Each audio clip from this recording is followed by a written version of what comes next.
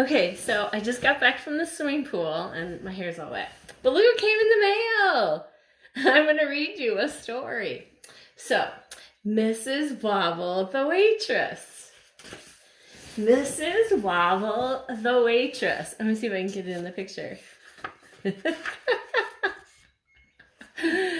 Mrs. Wobble was a waitress.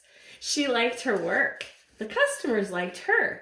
The only trouble was she wobbled.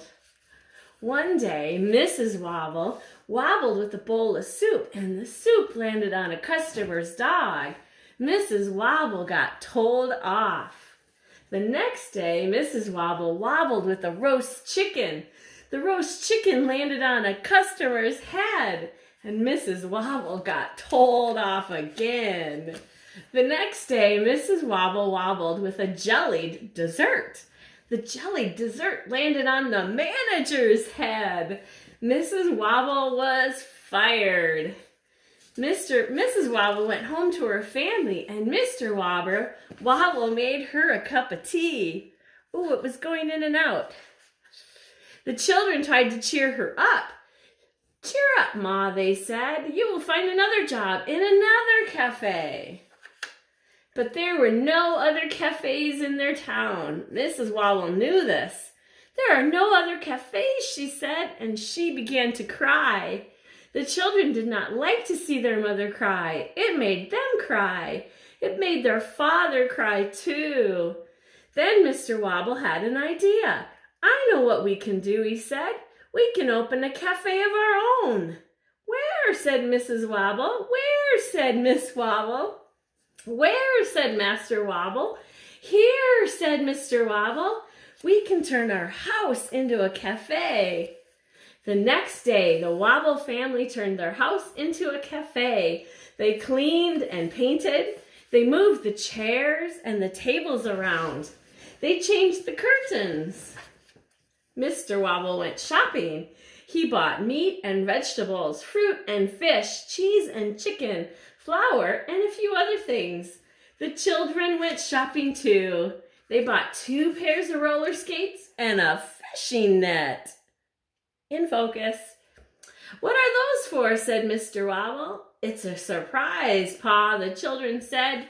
"You wait and see." In the evening, Mrs. Wobble made waiter's clothes for the children and a cook's hat for her husband. Mr. Wobble and the children made the menus. The children went to bed. Mr. and Mrs. Wobble stepped outside, and they looked at their new cafe. "Tomorrow is the big day," Mr. Wobble said. "Yes," said Mrs. Wobble. "The only trouble is, what if I wobble?" The next day, the children woke up early, and they brought their dad and mom a cup of tea in bed. "Today is the big day, Ma." "Oh, focus," said Master Wobble. "We are going to make our fortunes, Pa," Miss Wobble said. After breakfast, Mr. Wobble began cooking, and Mrs. Wobble and Miss Wobble set the tables. Master Wobble went around town with a sandwich board. The first customers arrived. "Oh dear," said Mrs. Wobble. "What if I—" Mrs. Wobble wobbled with a bowl of soup. "Help," said a customer, but Miss Wobble skated to the rescue, and she caught the soup in another bowl. "That's clever," the customer said. Mrs. Wobble wobbled with a roast chicken. "Wow," said a customer. Master Wobble skated to the rescue. He caught the roast chicken in a net. "Hooray," the other customers said. Then all the customers cheered again. "Hooray, hooray, this is more fun than a circus."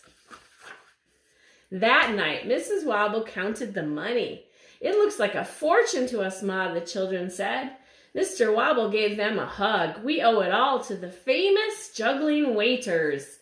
The next day, there was a big crowd in the street, and people had come from miles around to see the famous juggling waiters. The children peeked out. "There's a big crowd in the street, Ma," they said. "Yes," said Mrs. Wobble, and she began to laugh. "Now the only trouble is, what if I don't wobble?" The end.